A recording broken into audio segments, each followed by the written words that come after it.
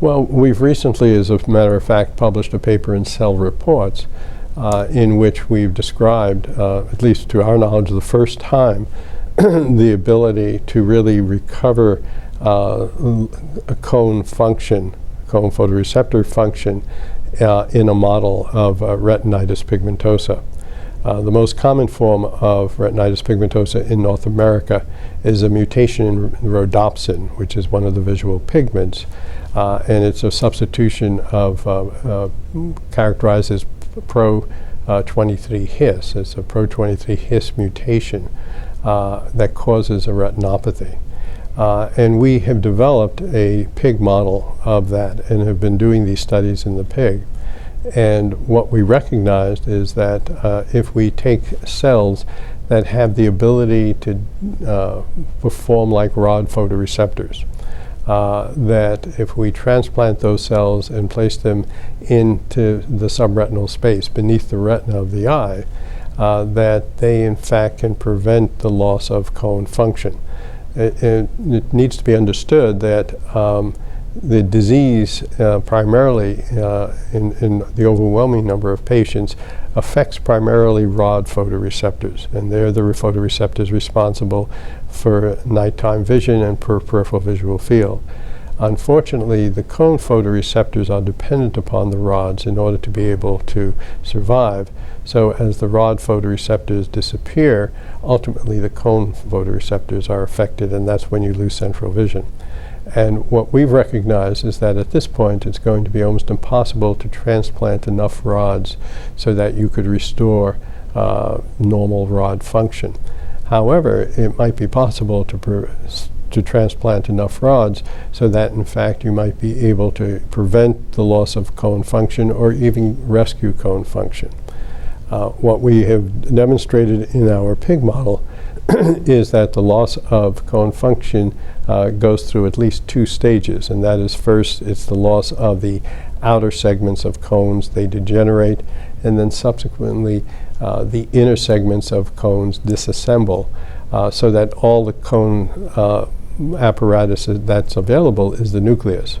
But fortunately, this is a relatively slow process, and the nucleus can persist for several years and still have the potential, as we've demonstrated, to actually regenerate both the inner segment and the outer segment. So we have taken what are known as induced pluripotent stem cells, as well as progenitor cells that can differentiate into rods and place them in the subretinal space of our pigs at various ages who have retinitis pigmentosa.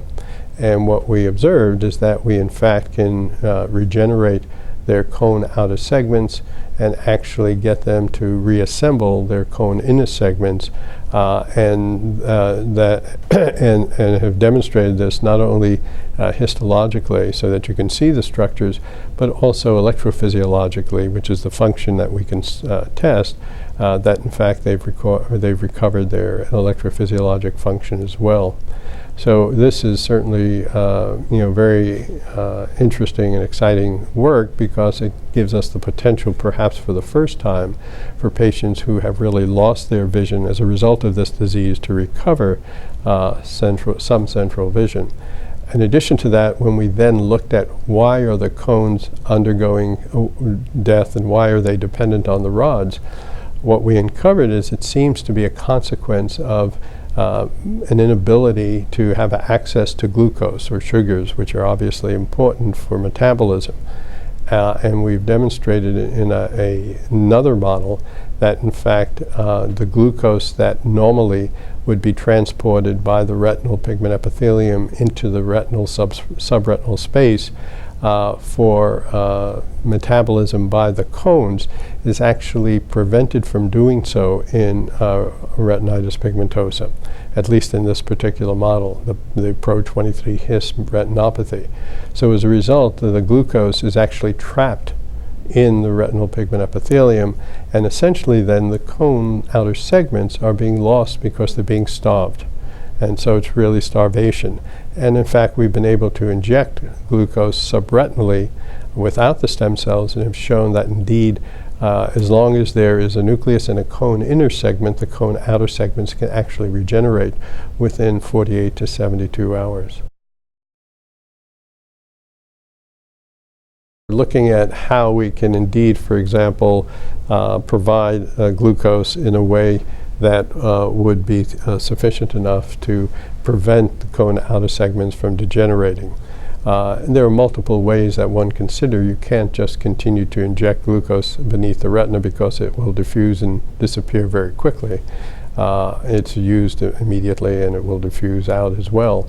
And so we are looking at ways of trying to reverse the entrapment by the retinal pigment epithelial cells through various pathways that may be involved in the transport of glucose. We're also looking at ways of being able to provide glucose on a long-term, in a long-term manner, so that a device that may be able to release glucose slowly over a long period of time and then constantly be resupplied with glucose that might indeed also combat the degeneration that the cone outer segments normally undergo. One has to recognize that there are multiple approaches that need to be taken for a disease like retinitis pigmentosa. And I'll just reemphasize what I stated at the very beginning, that approaches such as gene therapy, neuroprotection, stem cell transplantation, and pharmacologic manipulation of other means really holds the greatest benefit in terms of trying to reverse the inevitable loss of vision that occurs with this disease.